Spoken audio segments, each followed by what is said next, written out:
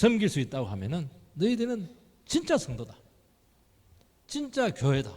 다 갖추어져 있고, 물론 그것도 중요하겠지만 정말 이런 데 다닐 수 있다면, 이런 데 교회를 세울 수 있다면 너희들은 정말 내가 원하는 성도의 모습이고 교회의 모습이다. 그렇게 해서 아주 칭찬을 허락을 했죠. 에베소 교회는 다 있어요. 에베소 교회는 누구든지 다 좋아할 수 있는 교회인데, 서문화 교회, 빌라델피아 교회보다도 훨씬 어려운 데가 서문화 교회입니다. 하나님께서 약속을 많이 주고 있는 것을 알 수가 있어요. 첫 번째는 주님의 모습입니다. 8절 말씀, 8절만 같이 읽겠습니다. 시작. 서문화 교회 사자에게 편지하라. 처음이며 마지막이요 죽었다가 살아나신 이가 이르시되. 항상 주님께서 교회마다 나타나시는 모습이 달랐죠. 7뼈를 지고 계시고 7 금초대를 지고 계신 이가 거니신다. 이렇게 되어 있는 것은 뭐냐니까 그들이 살아있는 하나님과의 거제를 소홀히 여겼다는 거예요. 오늘 여기서는 주님을 처음이요 마지막이요 죽었다가 살아났다는 거예요. 벌써 뭐 비장하잖아요. 벌써. 그러니까 주님은 전적으로 믿을 수 있는 그런 분이시다는 겁니다. 처음부터 마지막까지 모든 것을 다 하시고 꿰뚫어 보고 계실 수 있는 분, 모든 것을 맡길 수 있는 그 증인이라는 것을 이야기하고 있는 것입니다. 이게 왜 중요하냐면은 우리가 신앙생활을 하고 어려움을 겪고 이렇게 할 때 오해를 받기도 하고 억울한 일을 당할 수밖에 없을 때가 참 많습니다. 그때 우리가 붙들 수 있는 것은 알파와 오메가가 되시고 죽었다가 살아나신 그 주님께서 나의 모든 것을 아신다 하는 것이죠. 처음이라고 하는 것은 뭐냐? 주님은 누군가 어디에 근거해서 존재하는 분이 아니시다는 것입니다. 그 자체로 목적이 되시고 다른 존재의 근거가 된다는 것을 말씀하고 있죠. 이걸 그대로 끌고 온 것이 뭐냐니까 출애굽기 3장입니다. 모세가 아니 이스라엘 백성들이 너 어디서 왔냐 그렇게 할 때 스스로 계신 자가 너를 보내었다. 항상 현재로 계신다. 그 말씀을 하고 있는 모든 것의 근거가 된다 하는 것을 말씀하고 있는 거예요. 그렇다면 나를 여기에 있게 하신 분도 주님이시고 주님이 나를 보내시고 이끄셨다면 우리는 주님이 있으라 한 그곳에서 중도에서 포기하지 않고 모든 방해와 장애를 다 극복해서 나갈 수가 있다는 것을 말씀하는 것입니다. 여러분 하나님 나라 일을 한다든지 우리가 인생을 살아갈 때 우리는 되는 대로 할 수가 없어요. 항상 영적인 근거가 분명해야 되는 것입니다. 사람들은 어떤 행동을 하고 이렇게 할 때 돈을 많이 주느냐 아니면 사람들이 나를 알아주느냐 나의 인생에 그런 스펙을 쌓는 데 도움이 되느냐 이런 쪽으로 많이 신경을 쓰기 때문에 수명이 길지가 못해요. 우리 하나님 백성들은 그렇게 하지 않는 것입니다. 하나님께서 나를 보냈느냐 왜 보냈느냐 보내신 목적이 뭐냐 이런 영적인 근거가 불분명하게 되면은 이게 쉽게 흔들리는 것을 알 수가 있게 되고 눈에 보이는 이 세상 근거라고 하는 것은 이게 언제라도 바뀔 수가 있는 거예요. 주가 올라갔다 내려갔다 하듯이 그럼 조건이 바뀌면 또 그냥 거기 존재해야 될 근거가 희박한 것입니다. 하나님 백성들 결혼을 하든지 무슨 일을 하든지 간에 영적인 근거가 분명하지 않으면 반드시 오래가지 못해요. 그래서 우리는 자꾸 재능을 생각을 하고 또 기회를 생각하는데 그것보다 훨씬 더 근본적인 것이 뭐냐 누가 이 일을 하겠고 누가 여기에 있겠으며 목적이 어디에 근거하고 있는가 하는 그 근본적인 질문을 아주 많이 해야 된다는 것을 알 수가 이거는 눈에 안 보이기 때문에 이거는 정말 기도해서 하나님께 물어봐야 되는 거예요. 하나님 가도 됩니까? 가지 말아야 됩니까? 그 다윗이 그렇게 잘했잖아요. 항상 전쟁할 때도 싸워야 됩니까? 싸우지 말아야 됩니까? 언제 싸워야 됩니까? 그렇게 하니까 백전백승이에요. 그러면 인생을 백전백승하는 거예요. 근데 우리는 그렇게 못하거든요. 하나님 가라 했으니까 하나님 이기게 해주겠다는 거예요. 얼마나 쉬워요. 생각에 따라서는 쉬운 겁니다. 근데 우리는 욕심이 있기 때문에 그게 안 된다는 게 이게. 그러면은 주님이 나를 부르고 이 자리에 있게 했으면은 우리는 부족해요. 다 한계를 가지고 있죠. 나는 너 그거 알고 불렀다는 겁니다. 그러면 모든 것 다 책임을 져주시겠다는 것이 포함되어 있는 것입니다. 그러면 끝까지 그 길을 갈 수가 있는 것입니다. 저는 요즘 결혼하는 그 세대들을 바라볼 때마다 왜 결혼하는가? 너무 세상적인 외모적인 조건에 의해서 근거가 하니까 그렇게 이혼을 많이 하는 거예요.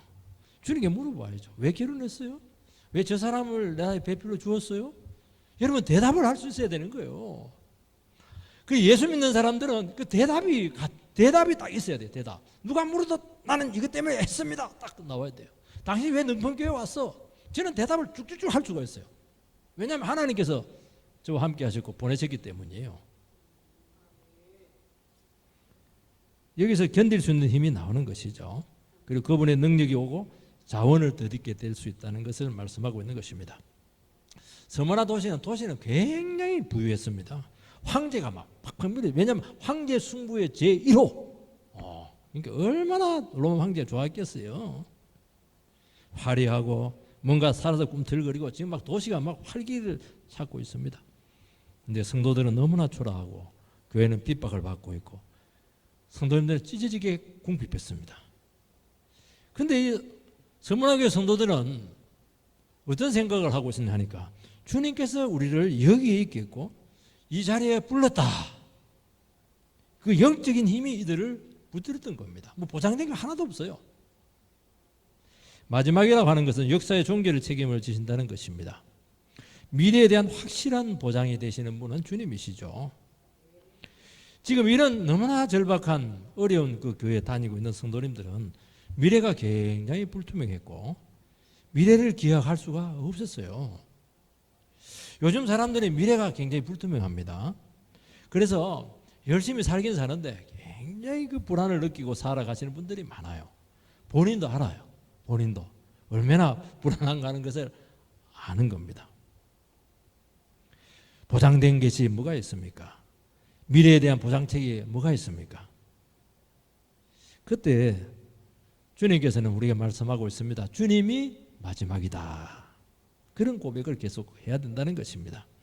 끝을 책임지시는 분은 주님이시죠. 이런 불안정한 상황이 복음과 교회에 도리어 기회가 된다는 것을 알 수가 있습니다. 사람들이요 미래가 막 창창하고 우리 앞길이 막 탄탄대로고 이렇게 하면은 주님 안 보입니다. 교회 안 옵니다. 불안하니까 힘드니까 마음이 막 자고 나면 막 몇 분 밤에 새벽에 깨고 이렇게 하니까 이거는 교회의 기회가 되죠. 주님이 마지막이야. 네가 가야 될 마지막 장소는 교회야. 이렇게 하는 거예요. 주님은 지금도 살아있고 주님은 교회 중에 거닐고 있어. 세상에 안전한 버팀목 없다.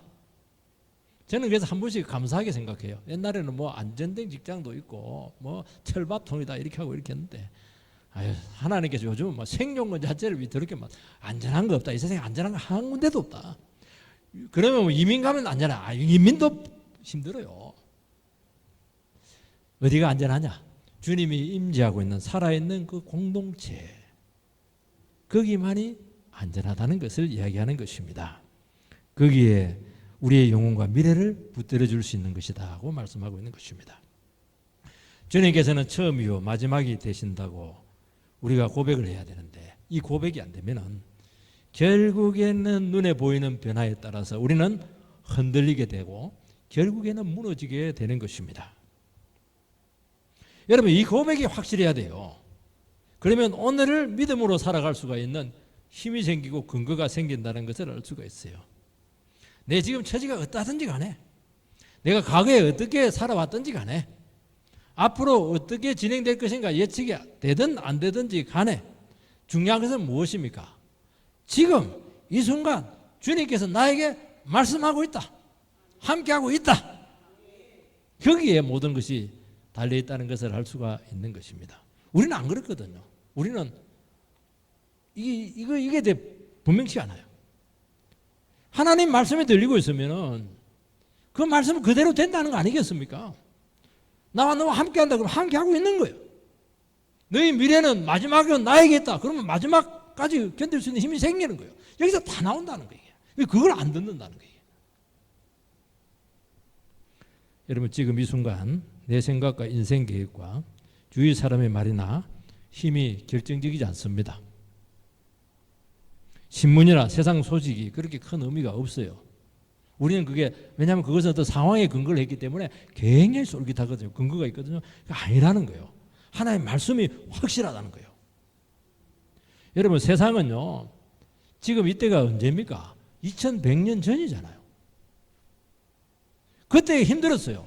지금은 안 힘듭니까? 앞으로는 안 힘들 것 같아요?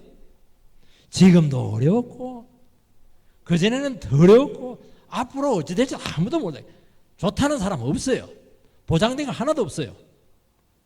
그러나 지금 들리는 이 주님의 음성을 붙잡을 때 우리는 한순간에 인생의 흐름을 뒤바꾸어 놓을 수 있다 하는 것을 말씀하고 있는 것입니다. 얼마나 위대한 약속이 그들에게 주어졌어요. 두 번째는 교회에 대한 주님의 시각이 나옵니다. 9절 말씀 같이 읽겠습니다. 시작. 내가 내 환난과 궁핍을 알거니와 실상은 내가 부유한 자니라. 자칭 유대인이라 하는 자들의 회방도 알거니와 실상은 유대인이 아니요 사탄의 회당이라. 주님은 나 너희들 안다. 세상적으로 아는 것이 아니고 영적으로 안다는 것입니다. 영적으로 안다고 하는 것은 눈에 드러난 모습만 보지 않고 눈에 보이지 않는 영적인 면을 나는 다 알고 있다는 것입니다. 보는 기준이 달라요. 주님께서는 뭘 보고 있습니까? 너희들의 환난과 궁핍을 안다는 겁니다. 환난이라고 하는 건 뭐냐니까 너무 짓눌려서 찌그러지고 있다는 것입니다. 한 번씩 저희 어머니는 너무 힘들고 어려울 때는 막 내 가슴에 돌덩이가 하나 확 있다. 막 잠자면서 뭐 가위 눌리고 있다. 뭐 그런 얘기를 해요. 왜냐니까 지금 뭐 먹고 살 것도 없고 자식들은 지금 뭐 지금 돈 들어갈 일이 너무 많고 이렇게 하니까 이 궁핍이라고 하는 것은 그냥 다른 사람 도와주지 못하고 그냥 근근히 먹고 사는 게 아닙니다. 생존이 어려울 정도로 절대적인 궁핍의 상태를 이야기하는 단어입니다. 이들은 일을 못한 것도 아니고 신앙 지키다 보니까 하나님의 말씀 순종하다 보니까 이 생존이 안 되는 것입니다. 왜냐하면 서머나 교회는 황제 숭배의 이로입니다. 로마는 다른 민족을 이렇게 점령을 할 때 자치권을 많이 줘요. 종교도 많이 줘요. 근데 하나를 요구를 합니다. 황제를 주로 인정해라는 것을 이야기하는 것입니다. 그게 뭐 신으로 섬기라 정도까지도 아니에요. 그냥 황제를 주로 섬겨라. 그렇지만 하나님의 백성들은 아니다. 주는 예수 그리스도다. 이렇게 해버리니까 로마에서 당국에서 예수 믿는 사람들 전부 다 색출을 하라는 거예요. 그래서 목숨의 위협을 받고 있었다는 것을 알 수가 있습니다. 그러니까 이 사람들은 그냥 황제가 줍니다 이러면 그냥 편해져요. 경제 활동도 가능하고 그 국가의 지원도 많고 그러니까 이제 모든 게 다 끊어진 거예요. 그러니까 목숨 걸고 신앙생활을 했다는 것을 알 수가 있습니다. 전에 한 번씩 그 북한의 그 지하교회의 모습을 제가 본 적이 있습니다. 정말 지하였습니다. 성도가 얼굴도 정확하게 안 비춰져요. 소리만 가는 소리로 하나님 아버지 언제까지 이 정권이 지속되겠습니까? 근데 그 위에 사진은 김 부자 사진이 있어요. 우상이 언제 무너지겠습니까? 통일이 언제 됩니까? 정말 그 소리 하나가 막 절실하다는 것을 알게 되었어요. 큰 소리 못 내요. 지하에서. 아마 창문도 없었을 거예요. 새가 나가면 안 되니까. 작은 소리인데요. 그 울림은 막 유튜브인데도 불구하고 굉장히 컸다는 것을 제가 느끼고 있습니다. 아직도 기억에 생생해요. 생생해요. 근데 나중에 알고 보니까 그 유튜브에 나온 그 교회가 없어졌다는 거예요. 아무도 모르는 거예요. 흔적도 없이 없어진 거예요. 그런 교회라는 그런 교회. 4대 교회가 그렇다는 거예요. 북한에 있는 성도님들이 우리를 바라보면 뭐라고 했습니까? 너희들 그거 신앙 가짜야. 그렇게 할 겁니다.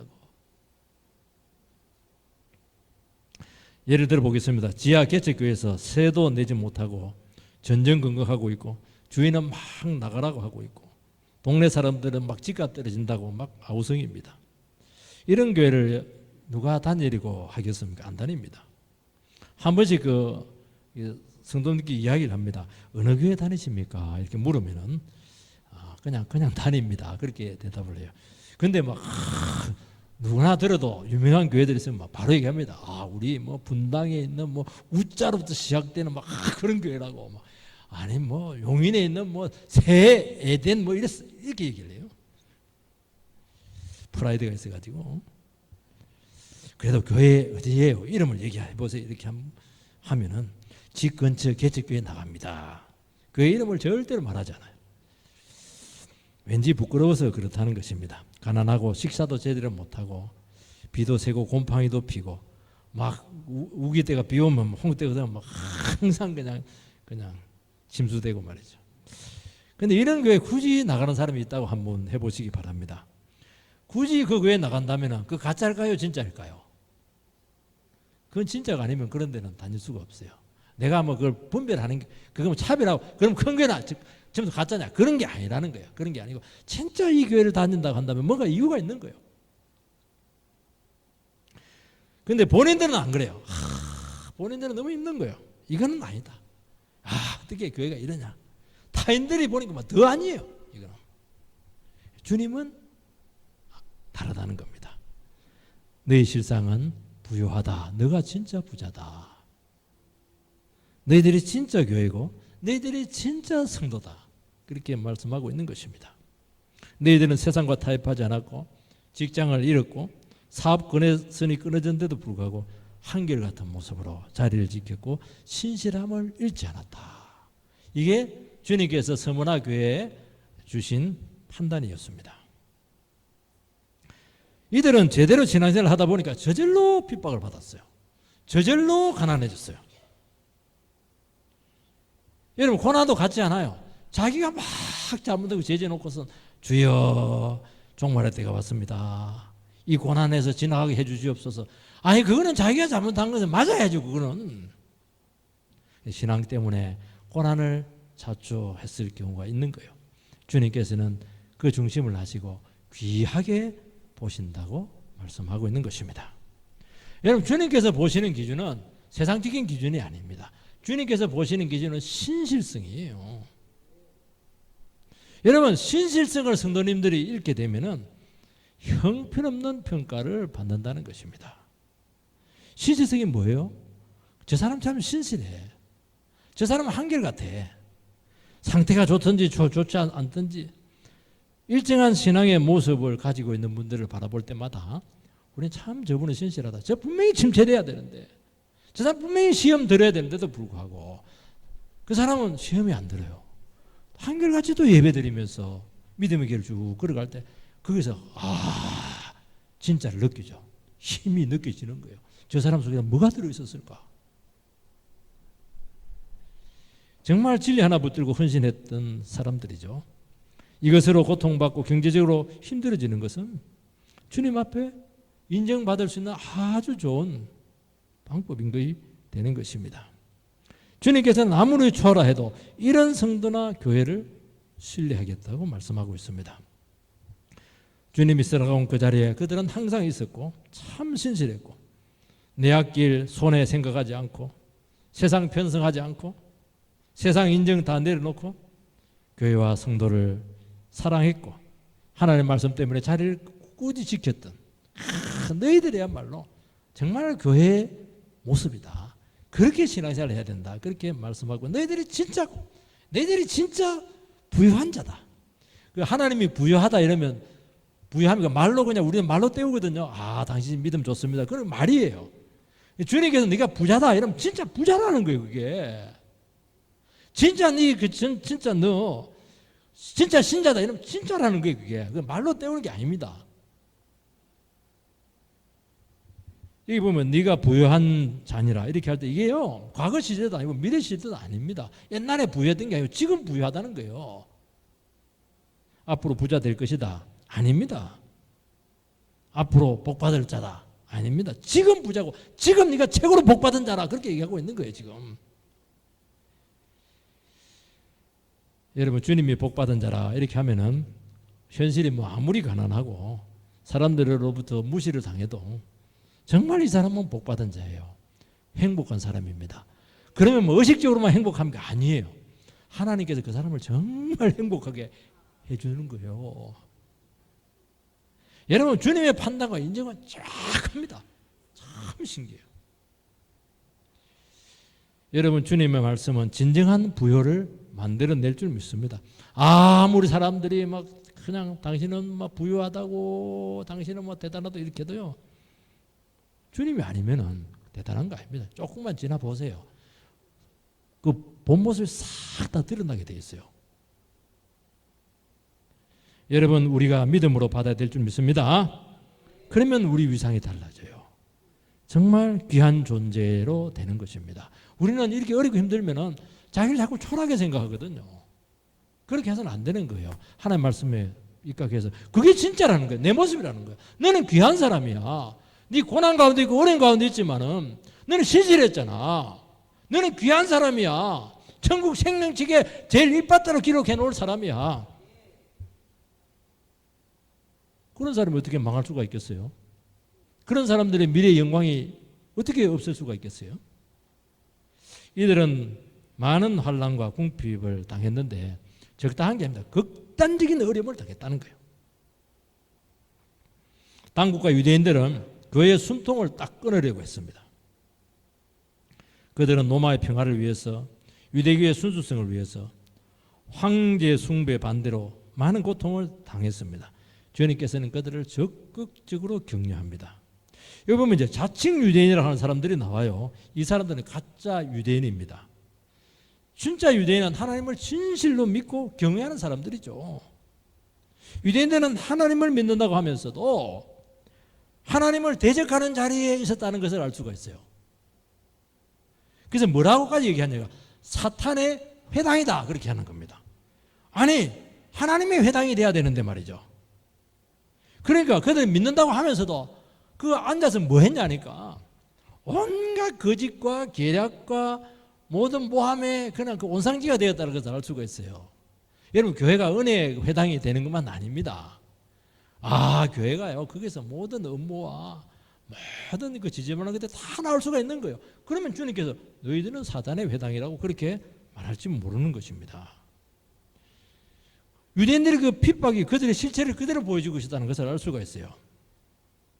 오늘 자칭 크리스찬들이 있습니다. 진짜 신자가 아니면서 신자 노릇을 하고 있다는 것을 우리에게 도전하고 있는 거예요. 이런 사람들이 기독교를 욕먹이고 있고 더럽히고 있다는 것입니다. 주님의 이름으로 막 사기를 치고요. 남의 등을 막 이렇게 등쳐먹기도 하고요. 얼마든지 그렇게 될 수가 있다는 거예요. 어디서 신앙을 배웠는지 모르겠습니다. 가짜예요 그거.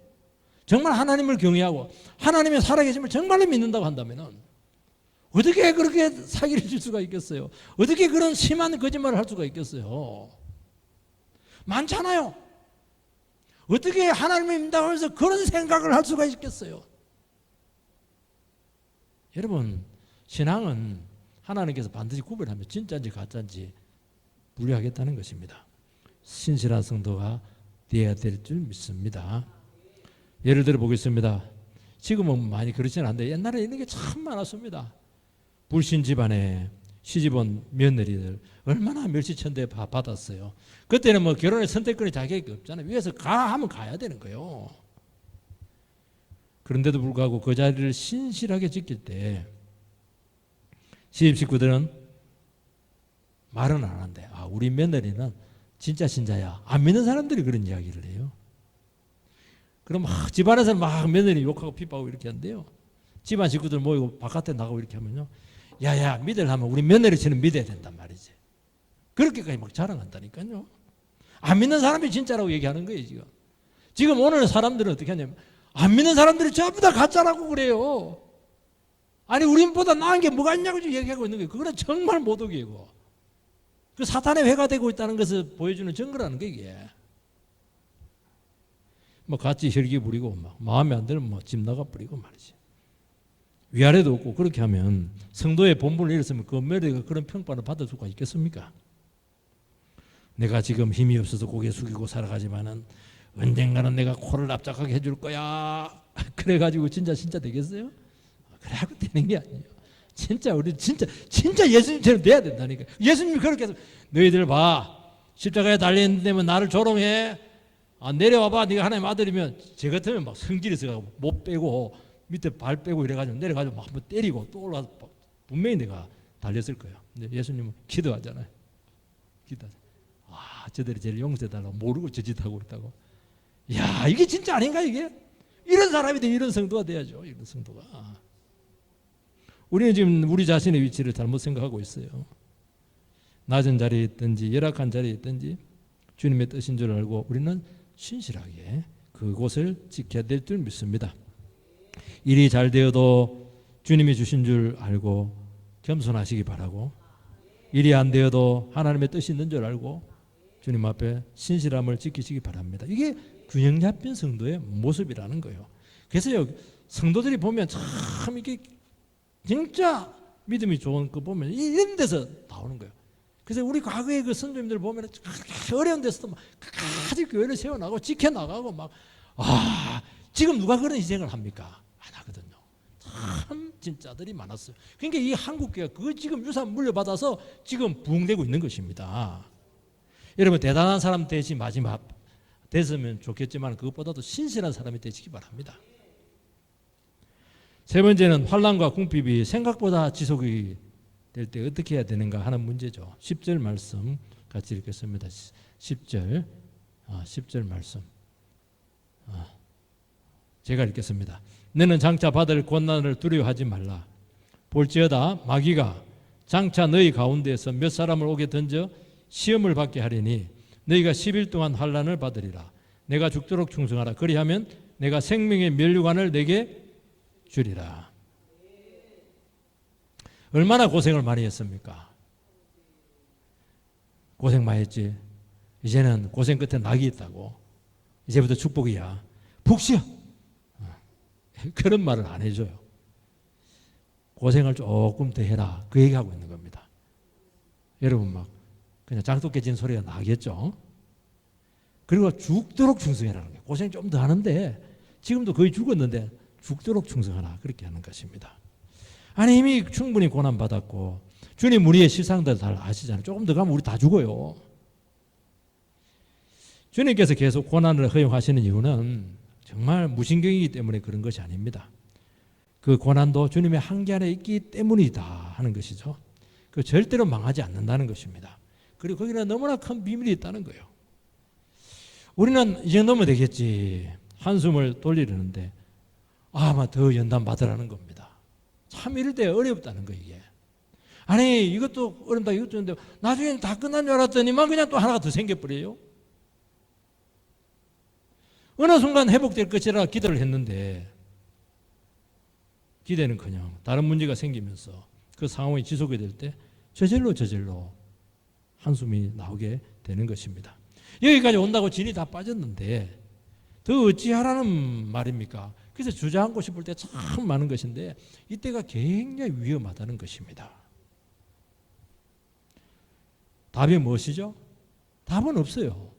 다시 그냥 고난 받아들이고 결단할 수밖에 없습니다. 그런데 참 놀라운 건 그때는 그렇게 힘든 것 같은데요. 어차피 한 번 고생했는데 뭐 두 번 고생 못하랴. 어차피 죽은 목숨인데 뭐 두 번 죽은들 뭐 어찌하리.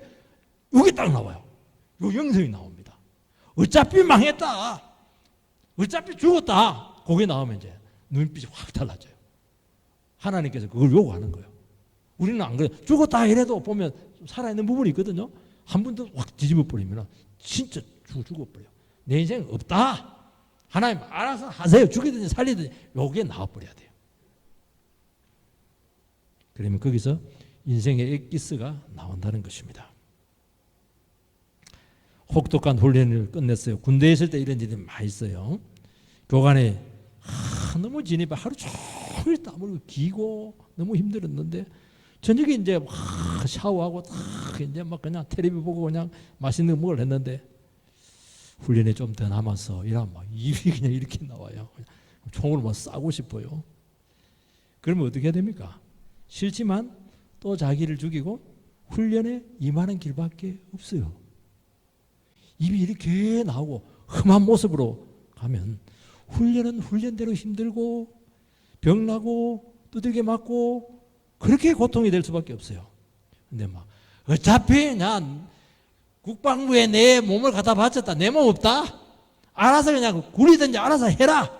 그렇게 하고 딱 각오하고 이렇게 임하면요. 생각보다 훈련이 그렇게 혹독하지 않아요. 그리고 그렇게 생각보다 길지 않아요. 10일이면 끝나요. 여러분 하나님께서 이 처지에서 더 훈련을 시킨다고 하는 것은 반드시 필요하기 때문입니다. 그래서 이것은 엑기스와 같은 거예요. 이거는 반드시 필요하기 때문에 그렇게 하는 것입니다. 여러분 그래서 우리가 고난이 생각보다 더 지속이 되면은 특별한 것이 있다는 것을 알고 묵묵히 믿음으로 받으시기 바랍니다. 딱 마음 먹고 고생할 각오를 하시기 바랍니다. 그러면 시간도 잘 가고 유익하고 재미도 있고 그 나름대로 또 살만해요. 바닥으로 내려갈 때까지가 힘들지 완전히 내려가 버리면 그것도 편해요. 어차피 내려갈 데가 없으니까. 하나를 조심해야 됩니다. 그때 은근히 기적을 기대하는 사람들이 있어요. 뭔가 하나님께서 한중에 띵 하면서 막 뭔가 큰 걸 해주겠지. 대개 보면은 그런 기적은 별로 없고 고난이 계속 지속될 때가 많다는 겁니다. 일제 강점기 때 우리 선조님들이 투옥을 많이 했습니다. 그리고 고문을 그렇게 많이 받았어요. 그 투옥한 성도님들이 추록을 하고 나서 한 고백이 뭐냐면 그 나와 있어요. 주님 그때 그렇게 울부짖으면서 기도했는데 안 도와주더라 하는 거예요. 순교를 당하신 분도 많아요. 주기철 목사님 같은 경우. 여러분 기적보다 고난이 더 유익하기 때문이라고 말씀하고 있습니다. 여러분 고난이 지속이 될 때 우리는 자칫하면은 위험한 생각을 할 가능성이 많아요. 나는 신앙이 없기 때문이야. 나만 특별히 문제가 많기 때문이야. 자꾸 속단을 하기 때문에 힘들어지는 것입니다. 아니요. 너는 특별하기 때문이라는 거예요. 여러분 특수훈련을 받는 사람들은 특수 용도로 쓰기 위해서 그렇게 하는 거예요. 그냥 대충 하는 사람들은 대충 그냥 써먹는 사람이 정말 고된 훈련을 하는 사람들은 정말 고도의 임무가 있다는 것을 알 수가 있어요. 다 프로그램 안에 있고 너 절대 망가지지 않는다. 너가 정금처럼 여기서 나오게 될 줄 알아라. 향기나는 성도가 된다는 거예요. 이때 두 가지로 대처를 해야 됩니다. 하나는 첫 번째는 두려워하지 말라. 두 번째는 죽도록 충성해라. 이 두 가지를 기억을 해야 돼요. 여러분 어려움이 생기면 지나치게 두려워하게 되는데 그렇게 하지 말라는 것입니다. 한 번 죽은데 뭐 겁날 게 뭐가 있어요? 아니 근데 그 교회는 안 그래요. 지난주에 분명히 있었던 그 성도님이 다음 주에 가보니까 감옥에 들어가 있는 거예요. 순교를 당한 거예요. 뭐 얼마나 힘들겠어요.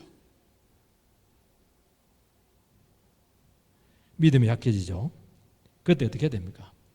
그때는 주께 초점을 맞추면 두려움에서 이렇게 지배되지 않아요. 그래서 사람이 더 퍼질 수 있거든요. 긴장을 딱 하면서 그러면서도 두려움을 이기면서도 감당을 해낼 수가 있어요. 또 죽도록 충성하되어 있습니다. 죽음이 충성의 한계가 되지 않겠어요? 그래서 살아있는 한에서는 불평하지 말라는 것입니다. 하나님께 기회가 있다는 것이죠. 믿음으로 가보는 거예요. 여러분 충성이라고 하는 게 뭐냐니까 믿음으로 확 채워지는 것입니다. 죽을 각오하고 순종하면은 생명 역사가 일어난다고 말씀하고 있습니다. 사람이요 버리면 맛이 나요. 사람들 도와줄 때요 조금 도와주면 조금 섬기면 막 불평을 해요. 자기를 완전히 포기하고 도우면 그때부터 맛이 나요. 생명 역사가 일어나요. 그리고 이 하나님 백성들이 의외로 자기 게 많거든요. 도와줘도요 한계를 딱 가지고 있어요. 근데 막 진짜 어려울 때 어떻게 하냐니까 내 것 전부 다 포기 다 합니다. 그리고 막 확실하게 어려운 거 확실하게 도와줘요. 그때부터 향기가 나는 거예요. 하나님께서 그 자세를 요구하고 있는 거예요.